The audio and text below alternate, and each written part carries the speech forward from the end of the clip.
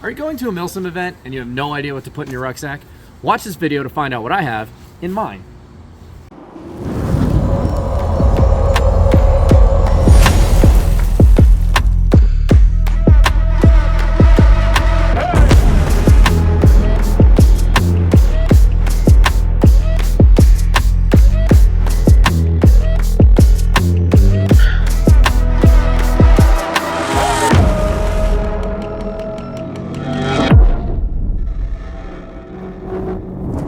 What's up everybody, Rick from Reaper 6 Airsoft here. I'm outside today and not inside my Airsoft studio because I have an entire loadout here to share with you guys today. This loadout specifically is for Operation Ark Light put on by Grimnir Tactical. It's a 40-hour event that has, I want to say it's like a 6-hour downtime back in the rear and a fob.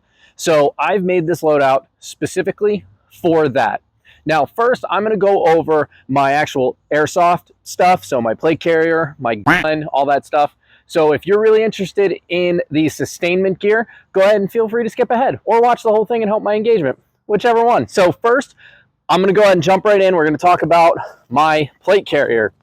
This right here is my Agilite K19. This is the most comfortable plate carrier I've ever worn. So I have this is a placard from Amazon. I'm going to be upgrading to the new Agilite one that just came out. I'm also running dual radios with 2 Code Red headsets.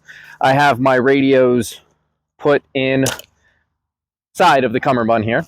And the reason I'm running 2 radios is because I will be the platoon leader for Task Force Dog Bros, or we're joining up with Mo Bros Airsoft.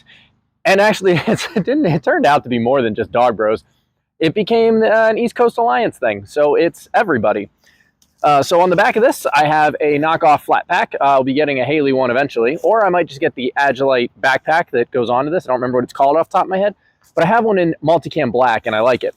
I also have my comms set up, my antennas wired in back here, and it does actually work really well with my Ruck, which I'll be getting into.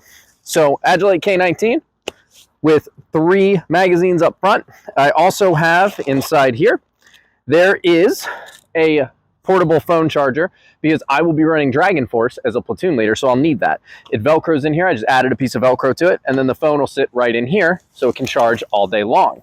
K19 aside, now we're going to move on to the battle belt.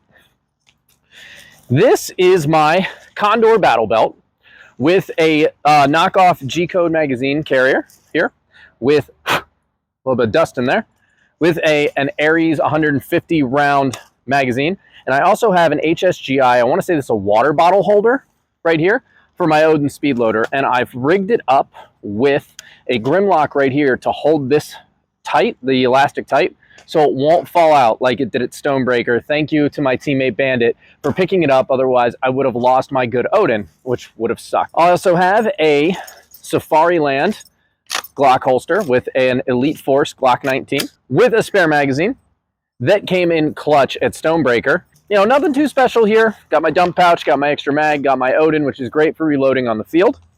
And put that off to the side as well. Now, my helmet. This is the first thing that got its custom paint job for me. I got tired of just having multicam everything. My helmet has this really nice tan base with, and I have this old laundry bag I threw over it, and then I did alternating streaks of black and then dark green to create this. On the back, I also have an X-Fog unit with a blue mag patch. If I'm playing Airsoft, I will be rocking an X-Fog. I sweat a lot, and I mean a lot. And then I fog. I've always fogged so bad, but not anymore thanks to the X-Fog. I also have a counterweight pouch here that will be housing one of these. I want to say it was a 20,000 milliamp battery pack. I'll link it here on the screen or in the description, and I'll put it on the screen. I don't remember exactly how big this is, but this is what powers my GoPro. And on the inside, I have the GoPro wire, and then obviously the GoPro up front. If you guys want, I will do a whole video just on my helmet setups alone. I feel like that would make a really good video, and I know a couple of you guys have asked me about it. I also have a dead light up on top, which you can't really see because it's super bright out today. And then in line with my team's SOP, I have a subdued American flag on the right side, and since I live in Maryland, I have the team or the state flag, the Maryland flag, on the opposite side. So then moving into a couple other things here, I have some tagging grenades. These tag-ins are going to go inside of my dangler pouch, which I didn't think would work out really well, and I learned at Stonebreaker it does.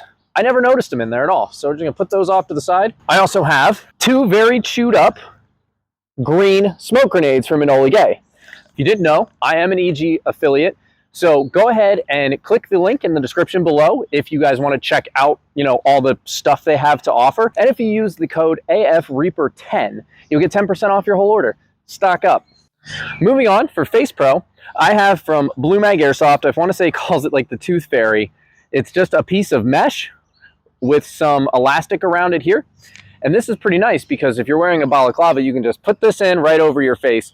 As you guys probably know, if you've ever played with me or seen pictures, I don't like putting stuff over my face unless I'm playing an exclusive indoor event. So if I'm going to play a local play or, indoors or a CQBAO, then I'll do it. Other than that, I don't like it. It's too much crap on my face. I know that's a really bad answer, but it's the reality. So I have that. I keep it in one of my pouches, either the dangler or the admin. It just sits in there. And if I feel like I'm going to go into a position or a building that's pretty hairy, I'm going to throw that in under the balaclava. Moving on to iPro, I have my ESS crossbows, courtesy of Uncle Sam. I got those issued to me, which was awesome. And I have the Valhalla Airsoft gasket in here that hooks up with the X-Fog. Now, this is a match made in heaven if you are running an X-Fog. Because if you don't already know, the hoses for these go straight in, just like that, and it blows air right through here, which is amazing. Now, they also have the 90-degree attachments that go into here, and I have those on order. They didn't make it in time for the video because I kind of just randomly decided to do this today because it's beautiful out, and why not? So this is awesome. X-Fog and the Valhalla Airsoft gasket, match made in heaven. Go buy it. You should. You won't regret it. Now, the replica, excuse me, YouTube, I said the dreaded G word. So this started its life as a VFC Avalon. You guys may recognize this. I used it at, say, Hammerfall was the first time I used this gun. Yeah, I want to say it was Hammerfall. Since then, it's gotten an upgrade from Wendigo Customs. Wendigo Customs is a guy that he lives, I want to say, somewhere out towards Frederick, Maryland. Somewhere out in that direction. I met him at NRAP in Tawnytown, which is a field I used to play out a long, long time ago and still do on occasion. Great field, wonderful. He builds some amazing guns, and he hooked me up with this. Prices were reasonable. I did the paint job, of course, but he did all the internals, and this thing absolutely whips. I'll do a video just on this and a test for it later on. I'll do a short or something. If you are in the area and you're looking for custom work to be done, Wendigo Customs. Absolutely. Look them up on Instagram. Now, what you're probably here for. Everybody does videos on the loadouts of what gear they're going to wear and what Gucci gear is here and what cool stuff they put in their gun there. You guys are probably here for the sustainment piece. So I'm going to go ahead and jump into that right now. First thing, my bag. This is a USGI 3-day rucksack. And I've actually been issued this, so unfortunately I have to turn this back in, but I was given 2. So that's okay. Now these are sustainment pouches that I've added. I didn't feel like paying premium for multicam when DCU works just fine. There's no reason for that. So I bought these at a surplus store somewhere. So everything here actually does fit in here very well, actually. And as we go along, I'm going to go ahead and start packing to show you. So put that off to the side for now. Then we're going to go ahead and start with, what am I sleeping in? So I just found this stuff sack laying around, and I have 2 things in here. I have a woodland camo whoopee, and then I have this digital multicam thing that is actually a whoopee sleeping bag. It zips up, and it is really, really nice. Cost me about 50 bucks. I think I got this at Fort Bliss before deployment. So these are also available online. You can buy them on Amazon for about 50 bucks. You know, I figure since it's going to be the summer in Pennsylvania, I don't foresee it getting that cold. But if it does, I have another whoopee. This is just a Surplus store special. Nothing really special about it. Woodland camo whoopee. You know, if worst case scenario, if it's, you know, I have it and I don't need it, and then I can use it as a pillow. So I put those things in the stuff sack.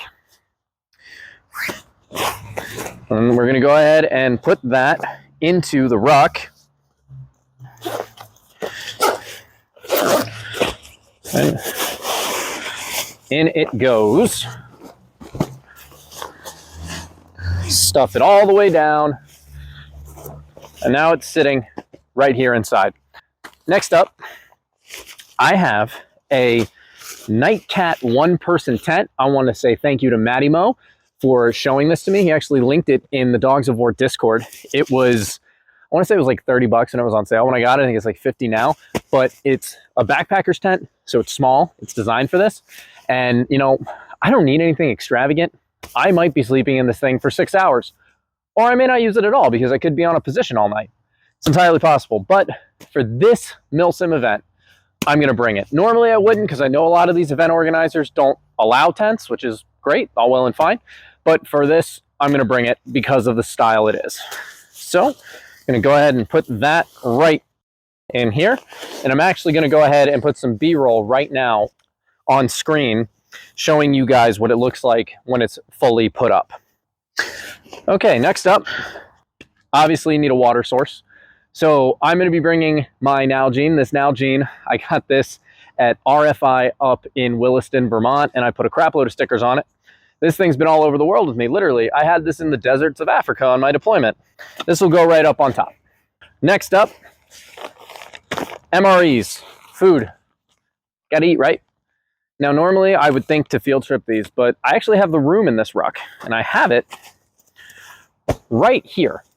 Right in this piece right here. So I've got, there's actually pouches in here. I think they're actually for SAW magazines, the box mags. You can stick those right in there.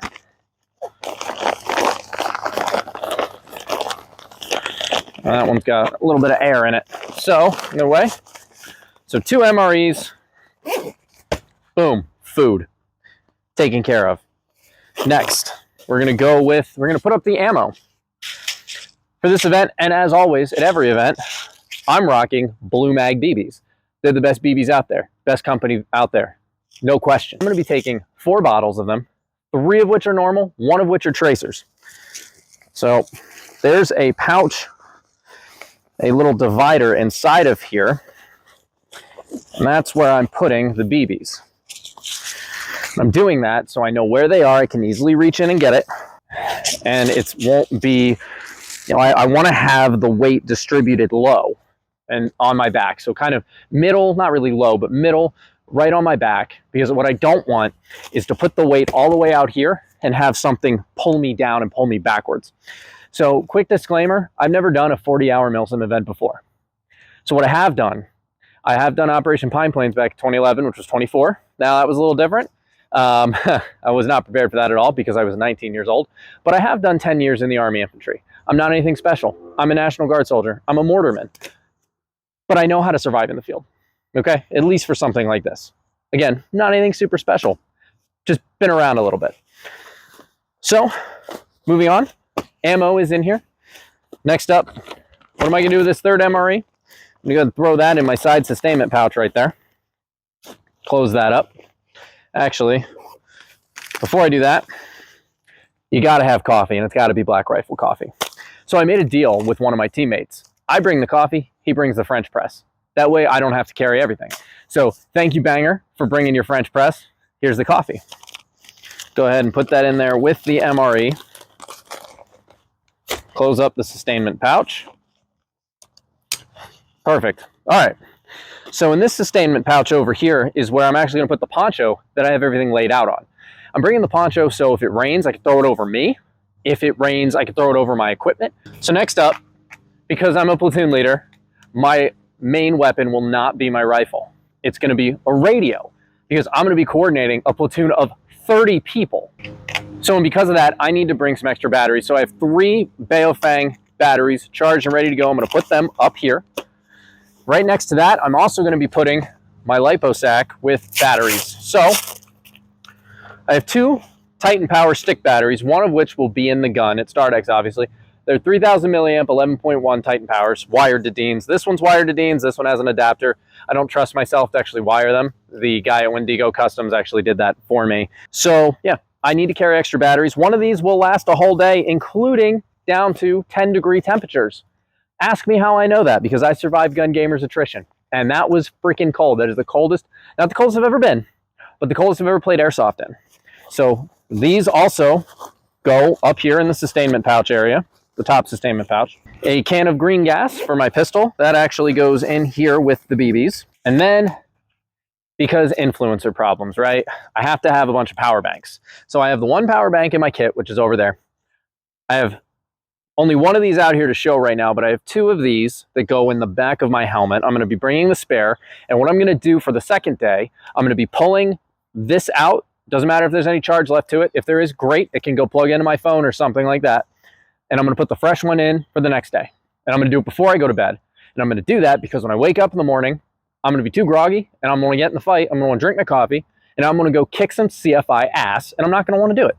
So we're going to go ahead and put that in there now. And then these 3 extra ones I'm bringing for any miscellaneous purpose. If anything dies, anything fails, you know, if my phone one dies in my kit, good to have spares, right? That goes in there. Next up, pocket knife. This is also, funny enough, the pocket knife that I bought at Fort Bliss, Texas, and it still has Djibouti dirt in it because I had it on deployment. Cool. So that is going to go in here because it's a good idea to have a knife. And not pictured, unfortunately, is my 550 cord because I left it in the house. Next up, headlamp. Probably an overlooked piece of kit. You're going to think, oh, I have a light. I have a weapon light, right? There's nobody behind the cameras over here. I have a weapon light, right? Okay, wrong. In the middle of the night, when you're trying to put your tent together or look rummage around your tent, you really want to grab your rifle, or do you want to grab a headlamp? And just be able to stick it on in the middle of the night, stick it on your head, look around your tent, find whatever you need. Good to go. So that's going to go up top where I know where it is and I can grab it easily. Also, I have 2 different pairs of gloves, depending on how hot it is. And even then, what happens if I do what I did at my first Grimnir event and try to swat an EG67 and it blows up and rips a hole in my brand new multicam mechanics gloves? I got that on video, actually. It's in my first Anthropos video. Anywho, 2 different pairs of mechanics gloves. Probably going to be rucking in wearing the lighter ones. So we're going to put those over in the kit. And then these are going to go here right inside. So, and then obviously my trusty Merrill boots, that's going to be worn. And then I have my set of Emerson multicam BDUs. I got a new combat shirt, and then I have combat pants, those over there. And then one of the most important things that I know all you airsofters overlook, this is a hygiene kit. These are wet wipes. Field hygiene is incredibly important. You know what I'm talking about. Use them. Clean yourself. Wash your ass. All right, what else do we have? Mouthwash, sunblock, and a toothbrush. Brush your damn teeth. We have time in the rear. Brush your damn teeth. So that all folds up and goes into a sustainment pouch. Okay. And then finally, as I said, we can wrap up what I had everything laid out on. Oops, forgot that. There's my balaclava. That goes over there. So as I said, I'm going to wrap this up. Doesn't need to be rolled in any particular fashion, as long as we have it. Roll it up.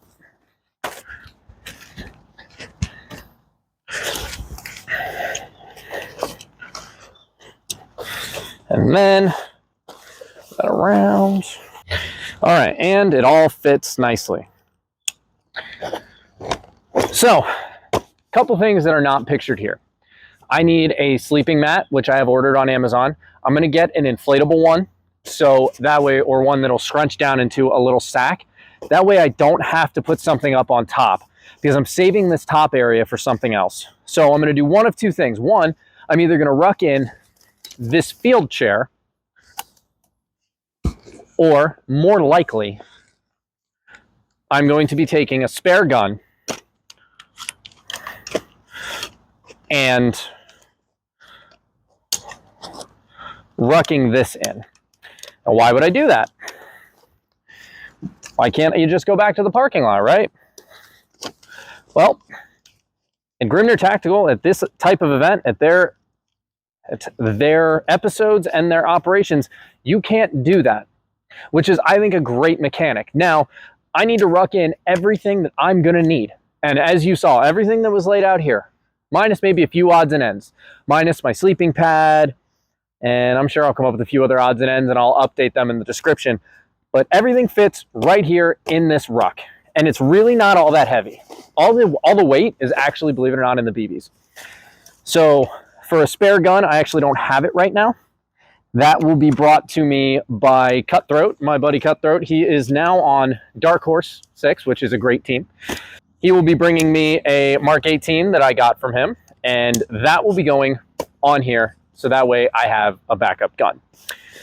So now what I'm going to do is show you guys just how much this thing weighs, and for that, we have to move into the sunroom. All right, here I am inside my sunroom. I have my rucksack right there. There is a giant mess in here because my kids are always in here doing something. But my rucksack's here, and I've got my scale here. Now, I did add a couple things to the ruck that I didn't show. I added a U.S. Army mosquito net that I'm using as a pillow, and I added a couple pairs of socks and underwear, which are actually really, really important, and you should definitely have in your rucksack. Take care of your feet and practice good hygiene. Now, turn the scale on. Pop this bad boy on there. Let's see what it says. 33 pounds. 33 pounds, and it has all that stuff in it. I'm ready for Ark Light. Thank you guys for watching. Let me know what you guys liked, what you didn't like. Do me a favor, like, subscribe, do all that YouTuber stuff. I'll see you guys in the next one. Reaper 6 out.